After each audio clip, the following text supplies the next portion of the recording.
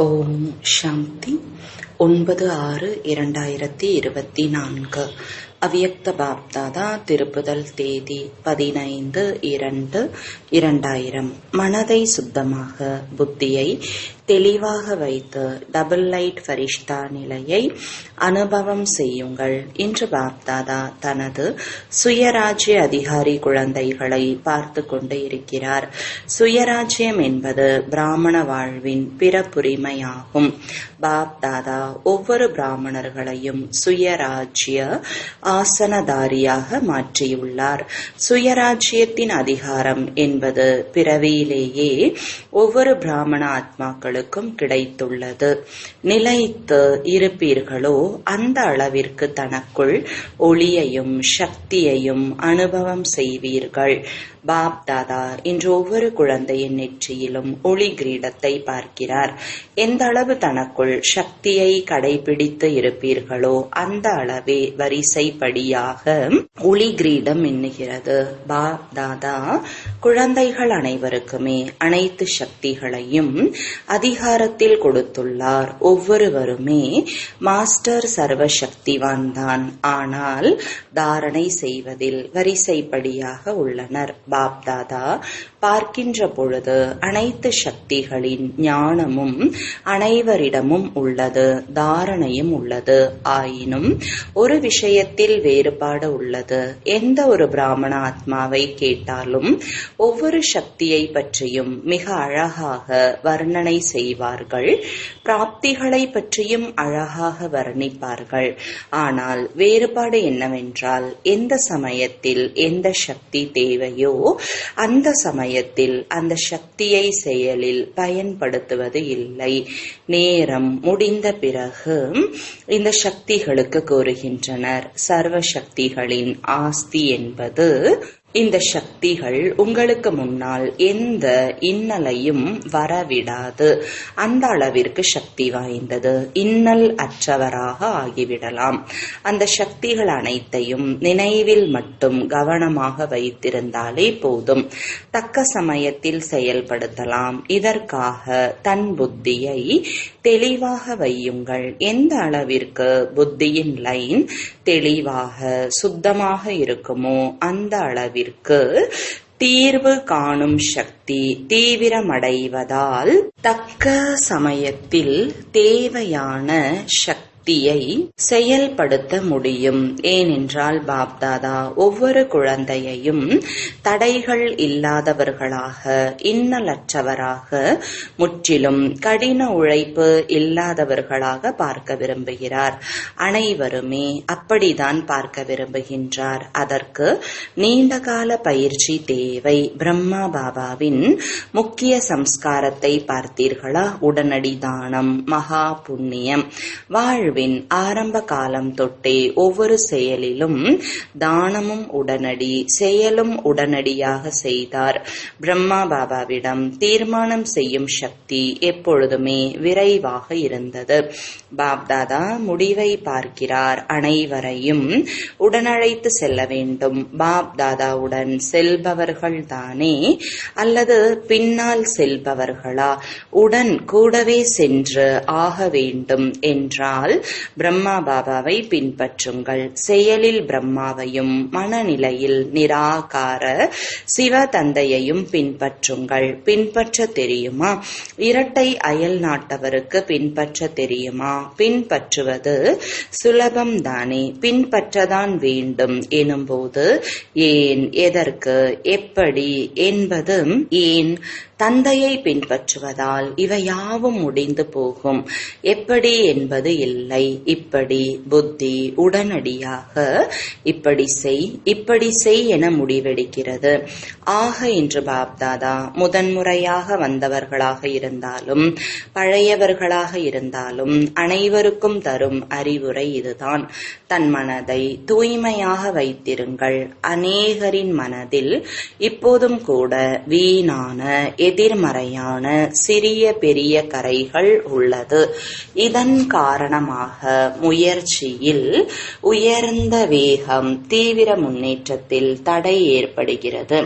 பாப்தாதா எப்போதுமே ஒவ்வொரு ஆத்மாவிற்காகவும் நல் ஆசை, நல் விருப்பங்களை வையுங்கள் என ஸ்ரீமத் தருகிறார். இதுவே தூய மனம், அபகாரியின் மீது உபகாரம் எனும் உணர்வு வையுங்கள். இதுவே தூய மனம், தனக்கும் பிறருக்கும் வீண் எண்ணம் வருவது இது தூய மனம் அல்ல. எனவே தூய்மையான மனம், தெளிவான சுத்தமான புத்தி, தீர்வு செய்யுங்கள். தன்னை தானே கவனமாக பாருங்கள். மனமும் புத்தியும் தெளிவாக உயர்வாக உள்ளதா, மேலோட்டமாக கிடையாது, சரியா? யோசனை செய்து சொல்லுங்கள். மனம் மற்றும் புத்தி தெளிவாக உள்ளதா? அப்போதே டபுள் லைட் மனநிலை ஏற்படும். தந்தைக்கு சமமான மனநிலை அமைய இதுவே எளிய சாதனம். இந்த பயிற்சி இறுதியில் அல்ல, நீண்ட காலம் தேவை. சோதனை செய்ய தெரியுமா? தன்னை சோதனை செய்க, பிறரை அல்ல. பாப்தாதா முன்பு கூட சிரிப்பிற்கான விஷயத்தை கூறியுள்ளார். குழந்தைகளுக்கு கிட்ட பார்வையை விட தூர பார்வை பிரகாசமாக உள்ளது. கிட்ட பார்வை பலவீனமாக உள்ளது. எனவே பிறரை கணிப்பதில் மிகவும் புத்திசாலி ஆகின்றனர். தன்னை சோதிப்பதில் பலவீனம் அடையாதீர்கள். பாப்தாதா முன்பு கூட கூறியுள்ளார். இப்போது நான் பிரம்மா குமார், பிரம்மா குமாரி என்பது உறுதியாகிவிட்டது. நடக்கும் போதும் சுற்றும் போதும் யோசிக்கும் போதெல்லாம் நான் பிரம்மா குமாரி, பிராமண ஆத்மா, இவ்வாறே இயல்பு தன்மையாக இயற்கையாக வேண்டும். நான் ஃபரிஷ்தா. அமிர்த வேளை எழுந்தவுடனேயே நான் ஃபரிஷ்தா, பரமாத்ம ஸ்ரீமத் படி இந்த உடலில் வந்துள்ளேன். அனைவருக்கும் செய்தி தர, உயர்ந்த செயலை செய்ய நாளை என்பது இல்லை. உங்களது உணர்வு பிறரையும் மெல்ல மெல்ல ஃபரிஷ்தாவாக மாற்றிவிடும். உயர்ந்த எண்ணத்தில் சென்று விடுங்கள். ஒருவரையொருவர் ஃபரிஷ்தாவாக பாருங்கள். செயல் முடிந்தவுடன் தனது அமைதிக்கு சென்று விடுங்கள். உங்களது உணர்வு பிறர் மீதும் தாக்கத்தை ஏற்படுத்தும். நாம் ஃபரிஷ்தா என்பது உறுதியாக உள்ளதா? ஃபரிஷ்தா ஆகுக என வரதானம் அனைவருக்கும் கிடைத்துள்ளதா? ஒரு நொடியில் ஃபரிஷ்தா டபுள் லைட் ஆக முடியுமா? ஒரு நொடியில், நிமிடம் அல்ல, 10 நொடியும் அல்ல. யாரெல்லாம் ஒரு நொடியில் ஆக முடியுமோ, 2 நொடி அல்ல, ஒரு நொடியில் ஆக முடியும் என்றால் அவர்கள் ஒரு கை தட்டுங்கள். ஆக முடியுமா? அப்படியே கை உயர்த்த வேண்டாம். இரட்டை அயல் நாட்டவர் உயர்த்தவில்லையே, அவர்களும் கை உயர்த்துங்கள். நல்லது. இறுதி நேரத்தை தான் ஒரு நொடியில் வரும் பரீட்சை. பிறகு என்ன செய்வீர்கள்? திடீரென வரும், நொடியில் வரும். கை உயர்த்தினீர்கள், பரவாயில்லை, உணர்ந்தீர்கள், இது மிகவும் நல்லது. ஆனால் பயிற்சி செய்யத்தான் வேண்டும். செய்ய வேண்டுமே என்று அல்ல, செய்தே ஆக வேண்டும். இந்த பயிற்சி மிக மிக மிக அவசியம். பாப்தாதா சிறிது நேரம் தருகிறார். எவ்வளவு நேரம் வேண்டும்? 2000 வரை வேண்டுமா? 21ஆம் நூற்றாண்டு என்று நீங்களே உறுதி செய்தீர்கள். முரசு கொட்டினீர்கள். நினைவு உள்ளதா? உறுதி செய்தீர்கள். பொன்னுலகம் வரும் சூழலை அமைப்போம். நீங்கள் உறுதி செய்தீர்கள் தானே? இதுவே அதிக நேரமாயிற்று. தனக்கு எவ்வளவு கவனம் தர முடியும், தர முடியாது என்பது அல்ல, தர வேண்டும். தேக உணர்வில் வர எவ்வளவு நேரம் ஆகிறது? 2 நொடியா? விரும்பாத பொழுதும் தேக உணர்வில் வந்துவிடுகிறீர்கள். எவ்வளவு நேரம் ஆகிறது? 1 நொடியா? அதைவிட குறைவாக தெரிவது இல்லை. தேக உணர்வில் வந்து விட்டோம் என்று வந்து விடுகிறோம். அவ்வாறே பயிற்சி செய்யுங்கள். என்ன ஆனாலும் என்ன செய்தாலும் தனக்கே தெரியாமல் ஆத்ம உணர்வில் சக்திசாலி நிலையில் இயல்பாகிவிட்டேன் ஏனென்றாக வேண்டும். ஃபரிஷ்டா நிலையும் இயல்பாக வேண்டும். எந்த அளவு தன்னிலையை ஃபரிஷ்டாவாக ஆக்குவீர்களோ அப்பொழுது இயற்கையாக மனோநிலை இயல்பாக ஆகிவிடும். பாப்தாதா எவ்வளவு நேரம் கழித்து கேட்கலாம்? எவ்வளவு நேரம் வேண்டும்? ஜெயந்தி கூறுங்கள். எவ்வளவு காலம் வேண்டும்? அயல் நாட்டவருக்காக நீங்கள் சொல்லுங்கள். அயல் நாட்டவருக்கு எவ்வளவு காலம் வேண்டும்? ஜனக் நீங்கள் கூறுங்கள். தாதிஜி கூறுகிறார், இன்று என்பது இன்றே ஆகும். இன்று என்பது இன்றே என்றால் எல்லோரும் ஃபரிஷ்தா ஆகிவிட்டீர்களா? ஆகிவிடுவோம் என்பது அல்ல. ஆவோம் என்றால் எதுவரை என்று பாப்தாதா பிரம்மா பாபாவின் எந்த சன்ஸ்காரத்தை பற்றி கூறினார்? உடனடி தானம், மகா புண்ணியம். பாப்தாதாவிற்கு ஒவ்வொரு குழந்தையின் மீதும் அன்பு உள்ளது. பாபா அவரது ஒரு குழந்தையும் சாதாரண குழந்தை கிடையாது என்று நினைக்கிறார். வரிசையாக வருவது ஏன்? அனைவருமே முதல் நம்பர் என்றால் எவ்வளவு நன்றாக இருக்கும்? நல்லது. ஆட்சி துறையை சார்ந்த சகோதர சகோதரிகளுடன் ஒன்று சேர்ந்து என்ன நிகழ்ச்சி செய்கின்றீர்கள்? வெகு விரைவிலேயே உயர்ந்த ஆத்மாக்களான உங்களது கையில் இந்த காரியம் வர வேண்டும். அந்த அளவிற்கு தீவிர முயற்சிக்கான திட்டம் தீட்டினீர்களா? உலக மாற்றம் வர வேண்டும் என்றால் ஆட்சி முழுவதும் மாற வேண்டும். இதனை எவ்வளவு சுலபமாக ஆக்குவது, பரப்புவது? சிந்தியுங்கள். எங்கெல்லாம் குறைந்தபட்சம் பெரிய பெரிய நகரங்களில் உள்ள முக்கிய தலைவர்கள் எல்லாம் நேராக சந்தித்து செய்தி தர திட்டம் அமைத்தீர்கள். குறைந்தபட்சம் இந்த ஆன்மீகத்தின் மூலம் மாற்றம் நிகழ வேண்டும் என புரிந்து கொள்ள வேண்டும். தனது துறையினரை எழுப்புங்கள். அதற்காகவே இந்த துறை அமைக்கப்பட்டது. பாப்தாதாவிற்கு துறையினரின் சேனையை பார்த்து மகிழ்ச்சி இருந்தாலும் முடிவை பார்க்க வேண்டும். ஒவ்வொரு துறையினரும் எந்த அளவிற்கு செய்தியை பரப்பியுள்ளீர்கள்? அதிகமாக எழுப்பியுள்ளீர்களா? துணையாக்கினீர்களா? சகயோகி துணையாக்கினீர்களா? பிரம்மா குமார் ஆக்கவில்லை, ஆனாலும் ஒத்துழைப்பு தருபவராக துணையாக ஆக்கினீர்களா? அனைத்து துறைகளுக்கும் பாப்தாதா கூறுகிறார், அனைத்து தர்ம தலைவர்களும் வந்துள்ளார்கள். முதல் நம்பராக இல்லை என்றாலும் ஒரு மேடையில் ஒன்றாகி அனைவரும் ஆன்மீக சக்தியை பரப்ப வேண்டும் என்று கூறுகிறார்கள். வந்துள்ள அனைத்து துறையினரும் ஒவ்வொரு துறையிலும் செய்தியை எவ்வளவு தூரம் கொண்டு சென்றுள்ளார்கள். மேலும் இரண்டாவதாக ஆன்மீகம் தேவை, நாமும் அதற்கு உதவி செய்ய வேண்டும் என்ற முடிவு வர வேண்டும்.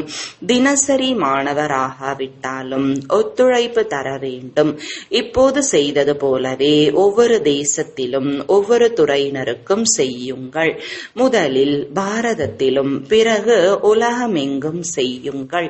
விதவிதமான துறையை சார்ந்தவர்கள் ஒன்று சேர்ந்து அனுபவம் செய்ய வேண்டும். இதுவரை நாம் எவ்வளவு ஒத்துழைப்பு தந்துள்ளோம்? அடுத்து என்ன திட்டம்? ஏனென்றால் ஒவ்வொரு துறையினரும் லட்சியத்துடன் ஒன்று சேர்ந்து செயல்படுவார்கள். மேலும் மிக பெரிய குழுவை அமைப்பார்கள். ஒருவரையொருவர் பார்த்து ஊக்கம் உற்சாகம் வரும். இப்போது நகரமெங்கும் பல பிளவுகளாக உள்ளது. நல்லவர்களும் உள்ளார்கள். இருப்பினும் முதலில் குழுவை சேருங்கள். பிறகு அனைவரையும் மதுபனில் ஒன்று சேர்க்கலாம். இது போன்ற திட்டம் அமைத்தீர்களா? அவசியம் செய்திருப்பீர்கள். அயல் நாட்டவருக்கும் செய்தி அனுப்பப்பட்டது. அநேகம் பிளவுபட்டுள்ளது. பாரதத்திலேயே கூட பார்க்கும்போது ஒத்துழைப்பு செய்பவர்கள் ஆங்காங்கே மறைமுகமாக உள்ளார்கள். அவர்களை ஒன்று சேர்த்து முக்கிய நிகழ்ச்சிகளை செய்து அனுபவங்களை பகிர வைத்தால் மாற்றம் நிகழும். அநேகர் வருவார்கள். ஒவ்வொரு துறையிலும் 5, 8, 25, 30 என்று இருப்பார்கள். குழுவில் வருவதால் முன்னேற்றம் நிகழும். ஊக்கம் உற்சாகம் அதிகரிக்கும். இதுவரையில் நடைபெற்ற அனைத்து துறையிலும் முடிவை பார்க்க வேண்டும். அனைத்து துறையினரும் கேள்வியும் கேட்கின்றீர்கள். இன்று குறிப்பாக அதற்கெனவே வந்தவர்கள் கையை உயர்த்துங்கள். அதிகம் உள்ளனர். இப்போது முடிவு தர வேண்டும். யார் எத்தனை சதவிகிதம் சகயோகி ஆனார்கள்?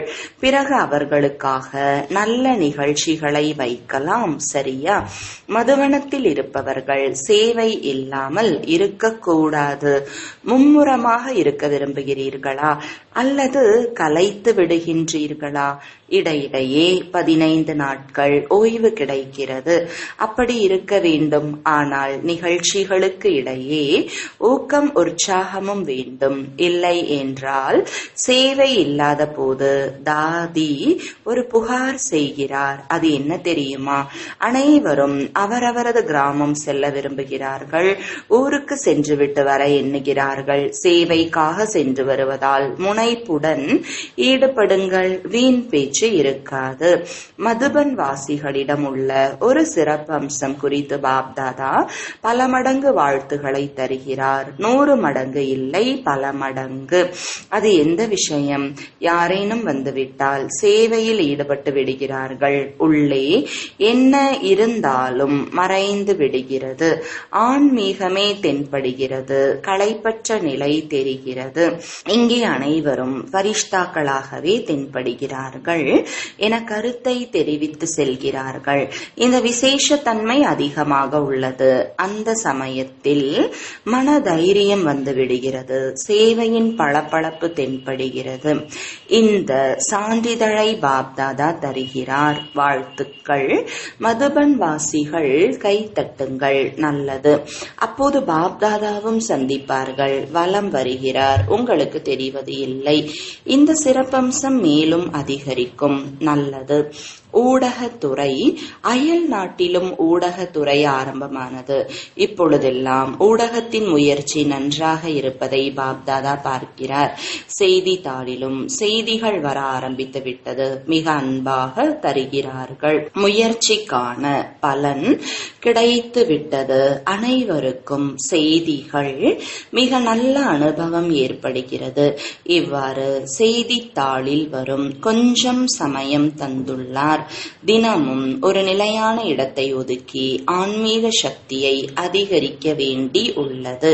இவ்வாறு முயற்சி செய்யுங்கள். வெற்றியும் உள்ளது. தொடர்பும் நன்கு அதிகரிக்கிறது. இப்போதே செய்தித்தாள் மூலம் அதிசயத்தை செய்து காண்பியுங்கள். செய்ய முடியுமா? குழுவாக செய்ய முடியுமா? கைகளை உயர்த்துங்கள். ஆம், செய்வோம். ஊக்கம் உற்சாகம் இருந்தால் வெற்றியும் இருக்கும். ஏன் முடியாது? இனிவரும் காலங்களில் அனைத்து சாதனங்களும் உங்களுக்கு பயன்படும். அவர்களாகவே முன்வந்து வழங்குவார்கள். செய்திகளை கொடுங்கள், எங்களை பயன்படுத்திக் கொள்ளுங்கள் என கேட்பார்கள். இப்போது நீங்கள் சொல்ல வேண்டியுள்ளது ஒத்துழைப்பு தாருங்கள் என்று. பிறகு அவர்கள் சொல்வார்கள், எங்களை பயன்படுத்த இதனை மட்டும் உறுதியாக வையுங்கள். ஃபரிஷ்தா, ஃபரிஷ்தா, ஃபரிஷ்தா. பிறகு பாருங்கள் உங்கள் வேலை எவ்வளவு விரைவாக முடியும். நீங்கள் யார் பின்னாலும் செல்ல வேண்டியது இல்லை. ஆனால் நிழல் போன்று அவர்கள் உங்களை பின்தொடர்வார்கள். உங்களது மனோநிலையாலேயே நின்றுள்ளது. எவரடி ஆகிவிடுங்கள். பிறகு பட்டனை அழுத்த வேண்டியதுதான் மீதம் உள்ளது. அவ்வளவுதான். நன்றாக செய்கிறீர்கள். மேலும் செய்வீர்கள்.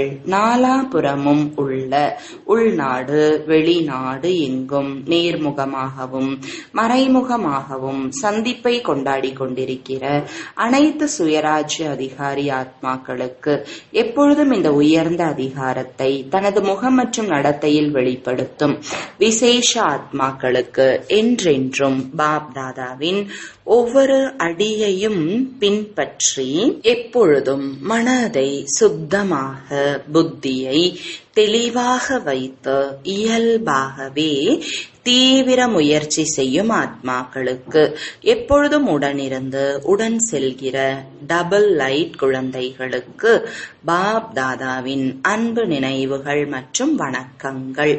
ஆன்மீக தந்தைக்கு ஆன்மீக குழந்தைகளின் அன்பு நினைவுகளும் வணக்கங்களும். வரதானம். சாதனங்களை பற்றற்று விலகி இருந்து செயலில் பயன்படுத்தும் எல்லையில்லாத வைராகியமுடையவர் ஆகுக. விளக்கம். எல்லையில்லாத வைராகியமுடையவர் என்றாலே எதன் மீதும் பற்று அற்றவர், எப்போதும் தந்தைக்கு பிரியமானவர்.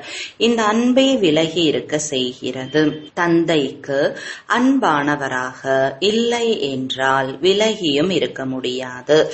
பற்றில் வந்து விடுபவர்கள் தந்தைக்கு பிரியமான ஒருவரே அனைத்து ஈர்ப்பிலிருந்தும் விலகி இருப்பார். இதனை பற்றற்ற நிலை என்பார்கள். எந்தவிதமான ஈர்ப்பாலும் ஈர்க்கப்படாதவர் படைப்பில் விலகி இருந்து சாதனங்களை செயலில் பயன்படுத்துங்கள். இவ்வாறான எல்லையில்லாத வைராகியமுடையவரே ராஜ ரிஷி ஆவார்.